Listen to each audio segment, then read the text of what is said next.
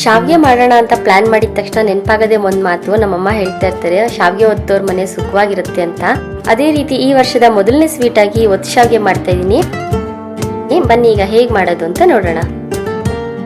ಈ ಒತ್ತು ಶಾವಿಗೆ ಮಾಡ್ಕೊಳ್ಳೋದಿಕ್ಕೆ ಮೊದಲಿಗೆ ಅದಕ್ಕೆ ಬೇಕಾಗಿರೋ ಕಾಯಿ ಹಾಲು ಮತ್ತೆ ಹುರ್ಗಡ್ಲೆ ಪುಡಿ ಮಾಡ್ಕೊಳ್ಳೋಣ.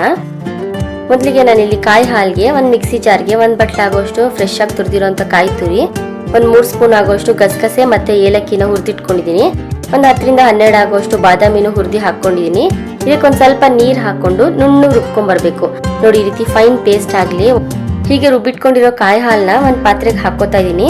ಇದ್ರ ಜೊತೆಗೆ ನಾನಿಲ್ಲಿ 1 ಬಟ್ಲ ಆಗೋಷ್ಟು ಬೆಲ್ಲ ತಗೊಂಡಿದೀನಿ. ಚೆನ್ನಾಗಿ ಪುಡಿ ಮಾಡಿ ಹಾಕೋತಾ ಇದೀನಿ.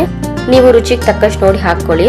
ತುಂಬಾ ಸಿಹಿ ಆದ್ರೂ ಚೆನ್ನಾಗಿರಲ್ಲ, ಒಂಥರ ಮೈಲ್ಡ್ ಆಗಿದ್ರೆ ತುಂಬಾ ಚೆನ್ನಾಗಿರುತ್ತೆ. ಜಾಸ್ತಿ ಕುದಿಸಬಾರ್ದು, ಈ ರೀತಿ ನೊರೆ ಕಟ್ಟಿದ್ರೆ ಸಾಕು. ನೋಡಿ, ಈ ರೀತಿ 1 ಕುದಿ ಬಂದ್ರೆ ಸಾಕು. ಈಗ ಸ್ಟವ್ ಆಫ್ ಮಾಡ್ಕೊಂಡ್ಬಿಡೋಣ. ಈಗ ಶಾವಿಗೆಗೆ ಹಾಕೊಳ್ಳೋಂತ ಕಾಯಿ ಹಾಲು ರೆಡಿ ಆಗಿದೆ. ನೋಡಿ, ಇಷ್ಟು ತೆಳ್ಳಗಿರ್ಬೇಕು. ತೆಳ್ಳಗಿದಷ್ಟು ತುಂಬಾ ಚೆನ್ನಾಗಿರುತ್ತೆ. ಇದಕ್ಕೆ ಬೇಕಾಗಿರೋ ಹುರ್ಗಡ್ಲೆ ಪುಡಿ ಮಾಡ್ಕೊಳ್ಳೋಣ. ಇನ್ನೊಂದು ಮಿಕ್ಸಿ ಜಾರ್ಗೆ 1 ಬಟ್ಲ ಆಗೋಷ್ಟು ಹುರ್ಗಡ್ಲೆ, 1-2 ಏಲಕ್ಕಿ, 3 ಸ್ಪೂನ್ ಆಗೋಷ್ಟು ಬೆಲ್ಲದ ಪುಡಿ, ಇದನ್ನೆಲ್ಲ ಈ ರೀತಿ ಗ್ರೈಂಡ್ ಮಾಡಿ ಇಟ್ಕೊಂಡಿದೀನಿ. ಬೆಲ್ಲ ಸ್ವಲ್ಪ ಇದಕ್ಕೆ ಕಡಿಮೆ ಹಾಕೊಳ್ಳಿ, 1-2-3 ಸ್ಪೂನ್ ಆದ್ರೆ ಸಾಕು. ಈ ರೀತಿ ಪೌಡರ್ ಮಾಡಿ ಎತ್ತಿಟ್ಕೊಂಡಿರೋಣ. ಈಗ ಶಾವಿಗೆ ಮಾಡ್ಕೊಳ್ಳೋದಿಕ್ಕೆ 1-2 ಗ್ಲಾಸ್ ಆಗೋಷ್ಟು ನೀರ್ ಕಾಯಕ್ಕೆ ಇಟ್ಟಿದ್ದೀನಿ.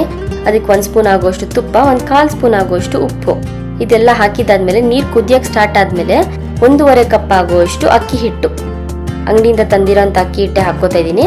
ನೋಡಿ, ಈ ರೀತಿ ಹಾಕಿ ನೀಟಾಗಿ ಮಿಕ್ಸ್ ಮಾಡ್ಕೊಳ್ಳೋಣ. ಜಾಸ್ತಿ ಫಸ್ಟೇ ಮಿಕ್ಸ್ ಮಾಡಬೇಡಿ, ಗಂಟಾಗ್ಬಿಡುತ್ತೆ. ನಾನಿಲ್ಲಿ ಸ್ಪ್ಯಾಚುಲಾದಲ್ಲೇ ತೋರಿಸ್ತಾ ಇದ್ದೀನಿ. ಇಲ್ಲ ಮುದ್ದೆ ಮಾಡಕ್ ಬರೋರು ಆರಾಮಾಗಿ ಅದನ್ನ ಮುದ್ದೆ ತರ ಮಾಡ್ಕೊಂಡ್ಬಿಡ್ಬೋದು. ನೋಡಿ, ಈ ರೀತಿ ಸಿಮ್ಮಲ್ಲಿ ಇಟ್ಕೊಂಡು ನೀಟಾಗಿ ಬೇಯಿಸ್ಕೊಬೇಕು. ಲಾಸ್ಟ್ ಅಲ್ಲಿ ಇದನ್ನ ಈ ರೀತಿ ಮಿಕ್ಸ್ ಮಾಡ್ಕೊಂಡ್ರೆ ಗಂಟೆಲ್ಲ ಏನು ಇರೋದಿಲ್ಲ.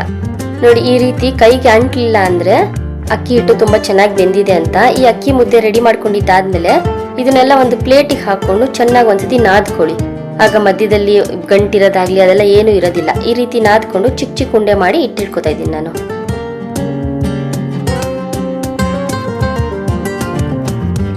ಈಗ ಮಾಡಿಟ್ಕೊಂಡಿರೋ ಉಂಡೆನೆಲ್ಲ ಒಂದು ಹಾಟ್ ಬಾಕ್ಸಿಗೆ ಎತ್ತಿಟ್ಕೊಂಡ್ಬಿಡಿ, ಇಲ್ಲಾಂದ್ರೆ ಮೇಲ್ಗಡೆ ಎಲ್ಲ ಡ್ರೈ ಆಗಿಬಿಡುತ್ತೆ. ಈಗ ಶಾವಿಗೆ ಒರಳಿರುತ್ತಲ್ವ, ಅದಕ್ಕೆಲ್ಲ ನೀಟಾಗಿ ಈ ರೀತಿ ಪ್ಲೇಟ್ ಎಲ್ಲ ಫಿಕ್ಸ್ ಮಾಡಿ ಸ್ವಲ್ಪ ತುಪ್ಪ ಸವರಿ. ಈಗ ರೆಡಿ ಮಾಡಿ ಇಟ್ಕೊಂಡಿರೋ ಈ ಅಕ್ಕಿ ಮುದ್ದೆನ ಈ ರೀತಿ ಶಾವಿಗೆ ಒರಳಿಗೆ ಹಾಕೊಂಡು ಇದನ್ನ ಶಾವಿಗೆ ಮಾಡ್ಕೊಳ್ಳೋಣ. ನೋಡಿ, ಎಷ್ಟು ಉಡುಡಿಯಾಗಿ ಬರುತ್ತೆ. ಕೆಲವೊಬ್ರು ಈ ಶಾವಿಗೆ ಮಾಡೋಕ್ಕಿಂತ ಮುಂಚೆ ನಾವಾಗಲೇ ರೆಡಿ ಇಟ್ಟಿದ್ವಲ್ಲ ಅಕ್ಕಿ ಮುದ್ದೆನ, ಅದನ್ನ ಸ್ಟೀಮ್ ಮಾಡ್ಕೊಂಡು ಕೂಡ ಮಾಡ್ತಾರೆ, ಆಗ್ಲೂ ಚೆನ್ನಾಗಿ ಬರುತ್ತೆ. ನೋಡಿ, ಈಗಲೂ ಎಷ್ಟು ಉಡುಡಿಯಾಗಿ ಬಂದಿದೆ. ಈಗ ಈ ರೆಡಿ ಆಗಿರೋ ಒತ್ತು ಶಾವಿಗೆ ಇದೆ ಅಲ್ವಾ, ಇದನ್ನ ಒಂದು ತಟ್ಟೆ ಮೇಲೆ ಸ್ವಲ್ಪ ಸ್ಪ್ರೆಡ್ ಮಾಡಿ ಹಾಕೊಳ್ಳಿ. ನೋಡಿ, ಈಗ ಸೂಪರ್ ಆಗಿರೋಂತಹ ಒತ್ತು ಶಾವಿಗೆ ರೆಡಿ ಆಗಿದೆ. ಇದನ್ನ ಒಂದು ಪ್ಲೇಟ್ಗೆ ಹಾಕೊಂಡು ನಾವಾಗಲೇ ರೆಡಿ ಇಟ್ಕೊಂಡಿದ್ವಲ್ಲ ಹುರ್ಗಡ್ಲೆ ಪುಡಿ, ಅದನ್ನ ಒಂದು ಅರ್ಧ ಸ್ಪೂನ್ ಆಗೋಷ್ಟು ಈ ರೀತಿ ಅದ್ರ ಮೇಲೆ ಸ್ಪ್ರೆಡ್ ಮಾಡ್ಕೊಂಡು ಇದ್ರ ಮೇಲೆ ಬಿಸಿಯಾಗಿರುವಂತಹ ಕಾಯಿ ಹಾಲು ಹಾಕೊಂಡು ತಿಂದ್ರೆ ತುಂಬಾ ರುಚಿಯಾಗಿರುತ್ತೆ. ಖಾರ ತಿನ್ಬೇಕು ಅನ್ನೋರು ಇದ್ಕಿದ್ ಬೇಳೆ ಸಾರು ಜೊತೆ ತಿಂದ್ರೆ ತುಂಬಾ ರುಚಿಯಾಗಿರುತ್ತೆ. ಈ ರೆಸಿಪಿನ ಖಂಡಿತವಾಗ್ಲೂ ನೀವು ಟ್ರೈ ಮಾಡಿ, ಎಷ್ಟು ರುಚಿಯಾಗಿರುತ್ತೆ ಗೊತ್ತಾ. ಹಾಗೆ ಈ ರೆಸಿಪಿ ಮಾಡಿದ್ದಾದ್ಮೇಲೆ ಹೇಗ್ ಬಂತು ಅಂತ ಕಮೆಂಟ್ ಹಾಕೋದ್ ಮರಿಬೇಡಿ. ಹೀಗೆ ಒಳ್ಳೊಳ್ಳೆ ರೆಸಿಪಿಗಾಗಿ ನನ್ನ ಚಾನೆಲ್ನ ಸಬ್ಸ್ಕ್ರೈಬ್ ಮಾಡ್ಕೊಳ್ಳಿ. Thank you.